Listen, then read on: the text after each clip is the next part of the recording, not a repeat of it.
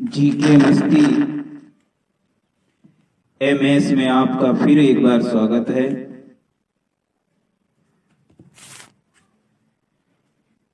Lucent सामान्य विज्ञान के अंतर्गत आप बहुविकल्पी मल्टी चॉइस क्वेश्चन 1 से 50 तक के जीव विज्ञान के पहले भाग में देख चुके हो। जो ये लूसेंट बुक के सामान्य विज्ञान की थ्योरिकल तो हम पढ़ा ही चुके हैं, जो बहुविकल्पी वाले क्वेश्चन हैं उन्होंने हमने वीडियो न बना के ओरल टाइप से बनाया है। तो आज 51वां क्वेश्चन लेकर चल रहे हैं। 51 से लेकर 100 तक इसमें क्वेश्चन होंगे। तो टाइम को ना वेस्ट करते हुए क्वेश्चन नंबर 51वां है, ईस्ट एक है क्या है? तो ईस्ट एक कवक है कि ब्रायोफाइटा है कि शैवाल है कि जीवाणु है? तो सही ऑप्शन है कवक। ईस्ट एक कवक है। 92वां कह रहा है ब्रेड बनाने में इस्तेमाल किया जाने वाला खमीर। ब्रेड बनाने में इस्तेमाल किया जाने वाला खमीर ऑप्शन नंबर ए किण्वन के लिए उत्प्रेरक के रूप में कार्य करता है, या किण्वन की प्रक्रिया में मदद नहीं करता, या संरक्षक यानी प्रोजवेटिव के रूप में कार्य करता है, या इससे स्वादिष्ट बना देता है। तो इसमें ऑप्शन नंबर 1 है ब्रेड बनाने में इस्तेमाल किया जाने वाला खमीर किण्वन के लिए उत्प्रेरक के रूप में कार्य करता है। क्वेश्चन नंबर 53वां, निम्नलिखित में से किसे बंडिंग के माध्यम से तैयार किया जाता है? बंडिंग प्लाज्मोडियम को, अमीबा को, ईस्ट को, पैरामीशियम को। तो ईस्ट को बंडिंग के माध्यम से तैयार किया जाता है। नेक्स्ट 54वां क्वेश्चन, पेनिसिलिन का आविष्कार किसने किया? सभी जानते हैं, अलेक्जेंडर फ्लेमिंग ने किया। 55वां, प्रतिजीव पेनिसिलिन किससे प्राप्त होता है?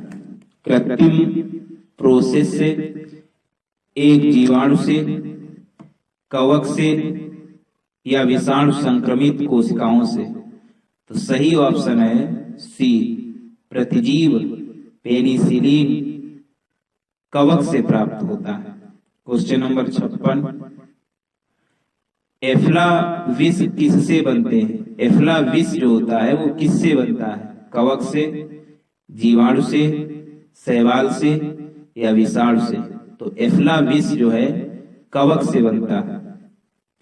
क्वेश्चन नंबर नेक्स्ट है, खुजली का रोग इसके बीज का कारण निम्नलिखित में से कौन सा है? जीवाणु है, कवक है, सूक्ष्म कीट है, या प्रोटोजोआ है? तो खुजली का जो रोग इसके बीज होता है उसका कारण कवक होता है। ऑप्शन नंबर बी सही है। क्वेश्चन नंबर 58वां, लाइकेन जो एक नग्न चट्टान पर भी पारिस्थितिक अनुक्रम को प्रारंभ करने में सक्षम है, वास्तव में किनके सहजीवी साहचर्य हैं? वास्तव में किनके सहजीवी साहचर्य हैं? शैवाल और जीवाणु के, शैवाल और कवक के, जीवाणु और कवक के, कवक और मांस के? तो लाइकेन जो एक नग्न चट्टान पर भी पारिस्थितिक अनुक्रम को प्रारंभ करने में सक्षम है, वास्तव में शैवाल और कवक के सहजीवी है। ऑप्शन नंबर बी सही है।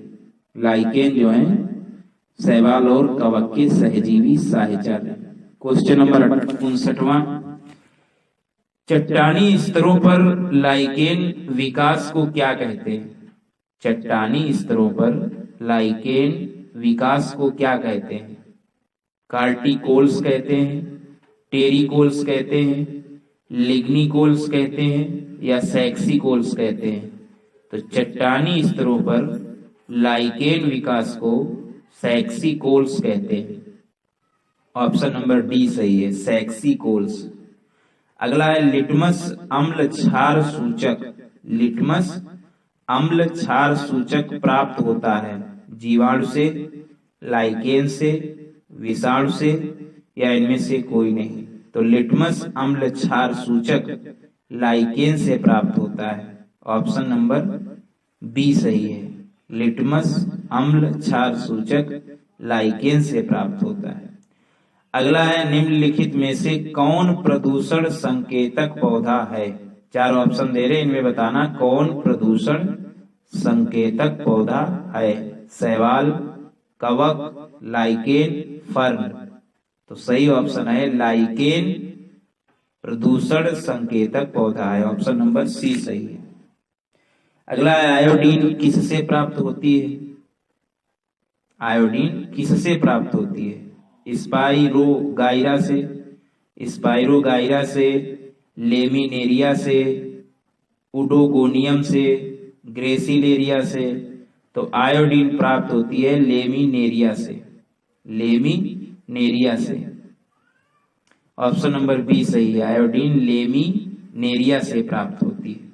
अगला है शैवाल विज्ञान किसका अध्ययन है। शैवाल का, शैवाल विज्ञान को अंग्रेजी में कहते हैं एल्गोलॉजी। तो एल्गोलॉजी किसका अध्ययन है, शैवाल का, यानी फंगी। अगला निम्नलिखित में से कौन सा सुपोषित है। क्वेश्चन नंबर 64 है, निम्नलिखित में से कौन सा सुपोषित है। तितली, शैवाल, मशरूम, टिड्डा। तो इसमें सुपोषित है शैवाल। न तितली है, न मशरूम है, न टिड्डा है, शैवाल सुपोषित है। अगला क्वेश्चन निम्नलिखित में से कौन सा किसे पांड मिल्क कहा जाता है। किसे पांड सिल्क कहा जाता है। सॉरी, क्वेश्चन नंबर 65 है, किसे पांड सिल्क कहा जाता है। राइजोपस को, ईस्ट को, अंग्रेजी में ईस्ट कहते हैं, हिंदी में खमीर कहते हैं, या यूलोथ्रिक्स को, या स्पाइरोगाइरा को। तो पॉन्ड सिल्क कहा जाता है स्पाइरोगाइरा को। ऑप्शन नंबर डी सही है। शैवाल के फलने का क्या कारण होता है। अगला क्वेश्चन है शैवाल के फलने का क्या कारण होता है। ग्लोबल वार्मिंग, लवणता, सुपोषण, या जैव आवर्धन। तो शैवाल के फलने का कारण होता है सुपोषण, सुपोषण। अगला 67वां क्वेश्चन है, निम्न में से किसमें प्रमुख चरण युग्मोद्भिद है। निम्न में से किसमें प्रमुख चरण युग्मोद्भिद है। Bryophyta, pteridophyta, gymnosperm, angiosperm. तो निम्नलिखित में से ब्रायोफाइटा जो है प्रमुख चरण युग्मोद्भिद है। ब्रायोफाइटा जो चरण है वो युग्मोद्भिद है, बाकी सब युग्मोद्भिद नहीं है। और युग्मोद्भिद को अंग्रेजी में गेमटोफाइट कहते हैं, गेमटोफाइट कहते हैं। क्वेश्चन नंबर 68वां, निम्नलिखित में से कौन सा एक कवक एवं उच्च पादप की जड़ों के बीच उपयोगी कार्यात्मक संबंध को दर्शाता है। जैव उर्वरक, कोरेलाइट जड़, लाइकेन, माइकोराइजा। तो इसमें सही ऑप्शन है माइकोराइजा। माइकोराइजा कवक एवं उच्च पादप की जड़ों के बीच उपयोगी कार्यात्मक संबंध दर्शाता है, माइकोराइजा। 69वां क्वेश्चन है, संसार में सबसे तेज बढ़ने वाला पौधा कौन है। तो संसार में सबसे तेज बढ़ने वाला पौधा बांस है, कि चावल है, कि मनी प्लांट है, कि टीक है। तो सही ऑप्शन है बांस। बांस संसार में सबसे तेज बढ़ने वाला पौधा है। 70वां क्वेश्चन, निम्नलिखित में से किस फसल में एजोला एवं एनाबीना जैव उर्वरक का प्रयोग किया जाता है। निम्नलिखित में से किस फसल में एजोला एवं एनाबीना जैव उर्वरक का प्रयोग किया जाता है। गेहूं में, चावल में, सरसों में, कपास में। तो चावल में एजोला एवं एनाबीना जैव उर्वरक का प्रयोग किया जाता है। नेक्स्ट क्वेश्चन, चिलगोजा निम्नलिखित में से किस एक प्रजाति के बीज से प्राप्त होता है। चिलगोजा जो है किस एक प्रजाति के बीज से प्राप्त होता है। पाइन के बीज से, पाम के बीज से, साइकस के बीज से, या देवदार के बीज से। तो चिलगोजा जो है पाइन एक प्रजाति के बीज से प्राप्त होता है, पाइन बीज से प्राप्त होता है। क्वेश्चन नंबर 72, सबसे लंबा जीवित वृक्ष। यूकेलिप्टिस, सिकोया, देवदार। परिणाम इसमें ऑप्शन बी सही है, सिकोया जो है सबसे लंबा जीवित वृक्ष है, सिकोया। क्वेश्चन नंबर 73वां, जलीय फर्न जिसे जैव उर्वरक के रूप में प्रयुक्त किया जाता है? जलीय फर्न जिसे जैव उर्वरक के रूप में प्रयुक्त किया जाता है वह है साल्विनिया या एजोला या मर्सिलिया या टेरिडियम। तो जलीय फर्न जिसे जैव उर्वरक के रूप में प्रयुक्त किया जाता है वो ना तो साल्विनिया है, ना तो मार्सलिया है, ना टेरिडियम है, वो है एजोला। एजोला एक ऐसा जलीय फर्न है जिसे जैव उर्वरक के रूप में प्रयोग किया जाता है। क्वेश्चन नंबर 74वां है, निम्नलिखित में से कौन सी बात अनावृत बीजी के बारे में सच नहीं है? मतलब जो अनावृत बीजी पौधे होते हैं उनके बारे में सच नहीं है। पहला, प्रमुख चरण सेप्रोफाइटस होता है, तो ये तो सच है, अनावृत बीजियों में प्रमुख चरण सेप्रोफाइटस होता है। दूसरा, संवहनी बंडल अनुपस्थित होते हैं, ये दूसरा ऑप्शन है। तीसरा है, बीजाणु हेट्रोस्पोरस होते हैं, ये भी सही है, बीजाणु हेट्रोस्पोरस होते हैं। डी वाला, फूल अनुपस्थित होते हैं, ये भी सही है। तो इसमें अनावृत बीजियों के बारे में एक बात सही नहीं है कि संवहनी बंडल अनुपस्थित होते हैं, ये गलत है, क्योंकि उनमें उपस्थित होते हैं संवहनी बंडल। और बाकी प्रमुख चरण सेप्रोफाइटस होता है, बीजाणु हेटेरोस्पोरस होता है, फूल अनुपस्थित होते हैं, ये तीनों ऑप्शन सही हैं। 75वां है, सहचर कोशिकाएं निम्नलिखित में से सिर्फ किसमें हैं? ब्रायोफाइट में, टेरिडोफाइट्स में, एंजियोस्पर्म में या जिम्नोस्पर्म में? तो सहचर कोशिकाएं सिर्फ एंजियोस्पर्म में होती हैं, ना तो ब्रायोफाइट में या तो टेरिडोफाइट्स में, ना ही जिम्नोस्पर्म में। सहचर कोशिकाएं केवल एंजियोस्पर्म में होती हैं। 76वां क्वेश्चन, दालें पादपों के इस कुल से प्राप्त होती हैं? दालें जो हैं पादपों के किस कुल से प्राप्त होती हैं? लिलिएसी से या साइकैडेसी से या लेगुमिनोसी से या कवक से? तो दालें पादपों के ना तो लिलिएसी कुल से प्राप्त होती हैं, ना तो साइकैडेसी से, ना कवक से। दालें प्राप्त होती हैं लेग्यूमिनोसी से, लेग्यूमिनोसी कुल से। 77वां क्वेश्चन, किस पौधे का वैज्ञानिक नाम सोलेनम ट्यूबरोसस है? सोलेनम ट्यूबरोसस है। तो आलू का नाम सोलेनम ट्यूबरोसस है कि टमाटर का, कि कद्दू का, कि प्याज का? तो टमाटर का है नहीं, कद्दू का है नहीं, प्याज का है नहीं, आलू का नाम सोलेनम ट्यूबरोसस है।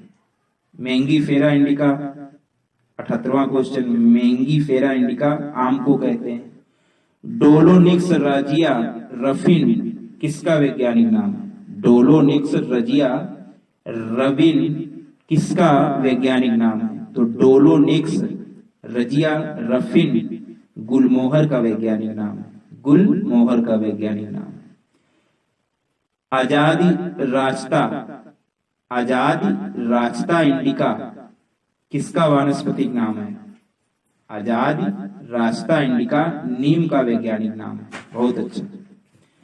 आर्टोकार्पस इंटीग्रा, आर्टोकार्पस इंटीग्रा किसका वैज्ञानिक नाम है? तो कटहल का नाम वैज्ञानिक है आर्टोकार्पस इंटीग्रा। क्वेश्चन नंबर 82, कुछ जड़ें जिन्हें कहा जाता है वे मूल के अलावा किसी अन्य अंग से उत्पन्न होती हैं। मतलब मूल से नहीं उत्पन्न होती हैं, किसी पौधे के पादप के किसी दूसरे भाग से उत्पन्न होती हैं। ऐसी जड़ों को कहा जाता है मुख्य जड़ें या आकस्मिक जड़ें या रेशेदार जड़ें या लट्ठा जड़ें। तो जो जड़ें मूल के बजाय किसी दूसरे अंग से उत्पन्न होती हैं उन्हें आकस्मिक जड़ें कहते हैं। 83वां क्वेश्चन, जड़ आवरण किससे प्राप्त होता है? तो जड़ आवरण डर्मेटोजन से प्राप्त होता है कि कैलिप्रोजन से या प्रोटोजन से या हिस्टोजन से? तो जड़ आवरण जो है कैलिप्रोजन से प्राप्त होता है। जड़ आवरण ना तो डर्मेटोजन से, ना तो प्रोटोजन से, ना तो हिस्टोजन से प्राप्त होता है, कैल्लिट्रोजन से। मूली किसका एक उदाहरण है? गट्टा का, कंद का, फल का या जड़ का? तो मूली जो है जड़ का उदाहरण है, जड़ है मूली। निम्नलिखित में से क्या तने का रूपांतरण नहीं है? मतलब कौन जो है तने का रूपांतरण नहीं है? प्याज का बल्ब, अरबी का घनकंद, शकरकंद का कंद, आलू का कंद। तो इसमें प्याज का बल्ब, अरबी का घनकंद, आलू का कंद और शकरकंद का कंद, तो ये तीनों तो है तने का संक्रमण। प्याज का बल्ब भी तना है, अरबी का घनकंद भी तना है, आलू का कंद भी तना है, लेकिन शकरकंद का कंद जो है ये जड़ है, इसीलिए ऑप्शन नंबर सी सही है। शकरकंद का कंद जो है तने का रूपांतरण नहीं है। 86वां क्वेश्चन, आलू क्या है? तो आलू एक डंठल है। जड़ है कि कली है कि फल है कि डंठल है? तो सही है, आलू एक डंठल है। 27वां क्वेश्चन, निम्नलिखित में से कौन सा रूपांतरित तना है? 4 ऑप्शन नहीं है, इनमें बताना है कौन सा तना है। गाजर, शकरकंद, नारियल, आलू। तो नारियल तो हो गया फल, शकरकंद हो गई जड़, गाजर भी हो गई जड़, आलू जो है वही है तना। खाना बनाने एवं स्वाद हेतु प्रयोग किया जाने वाला अदरक एक राइजोम है जो ... है। मतलब अदरक जो है एक राइजोम है, तो ये है क्या? भूमिगत तना है या भूमिगत जड़ है या भूमि से ऊपर तना है या भूमि के ऊपर की ओर जड़? तो जो खाना बनाने और स्वाद हेतु प्रयोग किया जाने वाला अदरक राइजोम जो है ये एक भूमिगत तना है। क्या है? भूमिगत तना है। क्वेश्चन नंबर 89, प्रकंद का उदाहरण कौन है? प्रकंद का उदाहरण है गाजर है, शकरकंद है, लहसुन है या अदरक है? तो अभी हमने बताया ना राइजोम, तो प्रकंद को ही अंग्रेजी में राइजोम कहते हैं, तो अदरक इसमें सही हो गया। प्रकंद जो है, अदरक जो है प्रकंद का उदाहरण है। 90वां क्वेश्चन, हल्दी पौधे के इस भाग से प्राप्त होती है? हल्दी पौधे के किस भाग से प्राप्त होती है? तने से, जड़ से, फूल से, फल से? तो हल्दी ना तो जड़ से प्राप्त होती है, ना तो फूल से, ना तो फल से। हल्दी प्राप्त होती है तने से। अगला, हल्दी के किस भाग से हल्दी पाउडर प्राप्त किया जाता है? हल्दी के किस भाग से हल्दी पाउडर प्राप्त किया जाता है? ऑप्शन नंबर 1, सुखाया हुआ प्रकंद से, सुखाया हुआ मूल से, सुखाया हुआ फल से या सुखाए हुए बीज से? तो हल्दी पाउडर जो है हल्दी के सुखाए हुए प्रकंद से प्राप्त किया जाता है। किससे? प्रकंद से। अगला, किस पादप में तना संचयन तथा चिरकालिकता का कार्य करता है? किस पादप में तना संचयन तथा चिरकालिकता का कार्य करता है? शकरकंद, प्याज, हल्दी, टमाटर? तो सही ऑप्शन है हल्दी। हल्दी जो है तना संचयन तथा चिरकालिकता का कार्य करता है। 93 क्वेश्चन है, काली मिर्च का पौधा क्या है? तो काली मिर्च का पौधा झाड़ी है कि छोटा वृक्ष है कि बेल या लता है? बेल यानी लता या पेड़? तो काली मिर्च का पौधा बेल यानी लता है। प्याज में खाद्य भाग है, मसल पर्ण खाद्य भाग है या जड़ है या तना है या पुष्प? तो प्याज में खाद्य भाग मसल पर्ण है। नेक्स्ट क्वेश्चन 95वां क्वेश्चन है, प्याज में खाद्य पदार्थ किस रूप में संचित होते हैं? प्याज में खाद्य पदार्थ किस रूप में संचित होते हैं? सेलुलोज में, प्रोटीन में, स्टार्च में, शर्करा में? तो प्याज में खाद्य पदार्थ सेलुलोज के रूप में संचित होते हैं। प्याज में खाद्य पदार्थ सेलुलोज के रूप में संचित होते हैं। 96वां क्वेश्चन, पौधे की वह कौन सी विशेषता है जो एक द्विदलीय पौधे को एक दलीय पौधे से भेद करने में मदद करती है? पौधे की वह कौन सी विशेषता है जो एक द्विदलीय पौधे को एक दलीय पौधे से भेद करने में मदद करती है? परागण, वेनेशन, वर्नेशन या एस्टिवेशन? तो ऑप्शन नंबर बी सही है, वेनेसन वह विशेषता है जो एक दो दली पौधे को एक दली पौधे से भेद करने में मदद करती है। Question number 97। एक पत्ती है जहां पत्रकों की रचना केंद्रीय सिरा के आसपास होती है। एक पत्ती है जहां पत्रकों की रचना केंद्रीय सिरा के आसपास होती है, तो इसमें उसका नाम बताना है। पिनेटली संयुक्त पत्ती या पामेटली संयुक्त पत्ती या संयुक्त पत्ती या साधारण पत्ती। तो सही ऑप्शन है पिनेटली संयुक्त पत्ती। ना तो पामेटली संयुक्त पत्ती होती है, ना तो संयुक्त पत्ती होती है, ना तो साधारण पत्ती। केवल पिनेटली संयुक्त पत्ती ही ऐसी है जहां पत्रकों की रचना केंद्रीय सिरा के आसपास होती है। Question number 98।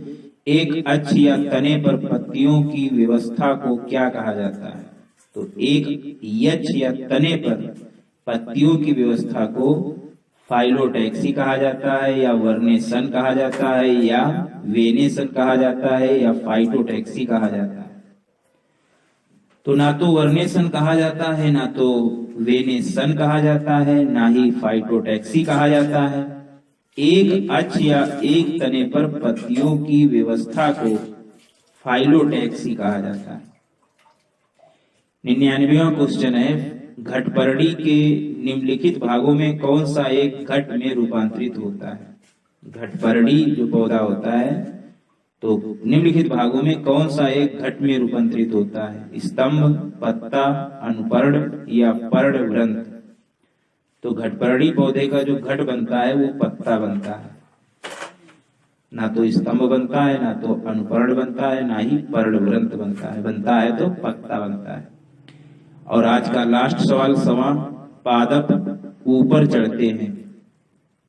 पादप ऊपर चढ़ते हैं प्रतान के द्वारा, शाखाओं के द्वारा, स्त्री केसर के द्वारा, जड़ों के द्वारा। तो सही ऑप्शन है प्रतान के द्वारा पादप जो है ऊपर चढ़ते हैं। तो ये कंप्लीट हो गया आज। इसको बार बार सुने और लाभ उठाएं। Thanks for hearing. जीके मस्ती MS में आपका फिर एक बार स्वागत है।